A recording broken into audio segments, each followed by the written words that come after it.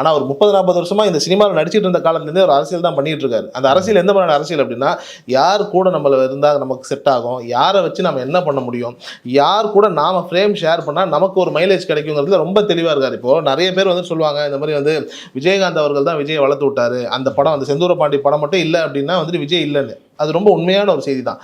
ஆனால் விஜயகாந்த் அண்ணனோட நான் வந்துட்டு ஸ்க்ரீன் ஷேர் பண்ணணும் அப்படிங்கிற அந்த ஐடியாவை எஸ்ஏசி சொன்னாரா இல்லை ஷோபா சந்திரசேகர் அவர்கள் சொன்னாங்களா அப்படின்னு நமக்கு தெரியாது. நல்லா கவனிச்சு உள்ள போய் பார்த்தோம் அப்படின்னா அதை விஜய் தான் இனிஷியேட் பண்ணியிருப்பார்.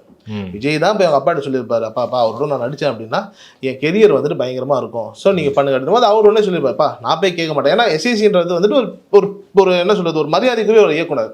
விஜயகாந்த் வந்துட்டு அவர் தான் நிறைய இடங்களை வளர்த்து விடுறாரு, தூக்கி விடுறாருன்னும் போது இப்போ நான் போய் கேட்க முடியாதுங்கிற அந்த ஒரு ஈகோ இருக்கும்ல, அந்த ஒரு இடத்துல அவர் வந்துட்டு ஒரு சின்ன ஒரு யோசிப்பார்ல, அதை எனக்கு தெரிஞ்சு விஜய் தான் அந்த ஐடியாவே கொடுத்துருப்பாரு, நீங்கள் போய் கேளுங்க, நீங்கள் கேட்டால் அவர் நடக்கும் அப்படின்னு.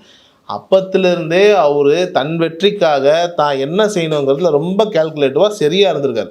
இதை வந்துட்டு நான் ரொம்ப பாசிட்டிவாக தான் சொல்கிறேன். இதை யாரும் வந்துட்டு தப்பாக நினச்சிட்டு விஜய் வந்துட்டு ரொம்ப பிரில்லியண்ட்டாக காய் நகர்த்தி எல்லாத்தையும் செய்கிறாருன்னு நம்ம எடுத்துக்க தேவையில்லை. ஆனால் பிரில்லியண்ட்டாக ஒவ்வொரு வேலையையும் நகர்த்தி வெற்றியை அவர் ருசிக்கிட்டே தான் இருந்திருக்காரு. ஸோ சினிமாவில் இவ்வளோ கால்குலேட்டிவாக ஒவ்வொரு விஷயத்தையும் செஞ்ச விஜய் அரசியலில் வந்துட்டு ஒவ்வொரு இடத்துலையும் எவ்வளோ யோசிக்கணுங்கிறது வந்து விஜய்க்கு தெரியாதா? ஸோ எனக்கு தெரிஞ்சு அவருடைய மூவ் வந்து எனக்கு தெரிஞ்சு ரொம்ப ப்ரில்லியண்ட்டாக தான் இருக்க போகுது. ஏன்னா அவர் சின்ன ஜெஸ்டரில் கூட அவர் வந்துட்டு மக்களை ஈர்க்கிறாரு. அதுக்கு நல்ல உதாரணம் நான் திருப்பி அதான் சொல்லுவேன். எஸ்பிவி சார்னுடைய இறப்புலேருந்து வெளியில் வரும்போது வந்து அந்த செருப்பு கீழே விழுந்துச்சுல்ல, அதை அவர் எடுத்து கொடுக்கணும்னு அவசியமே கிடையாது. அதை அவர் எடுத்து கொடுக்குறாரு தெரியுமா? இதெல்லாம் வந்துட்டு ஓட்டாக மாறும். பார்க்கும்போது வந்துட்டு ஒரு செருப்பு தானே அப்படின்னு நினைப்போம்.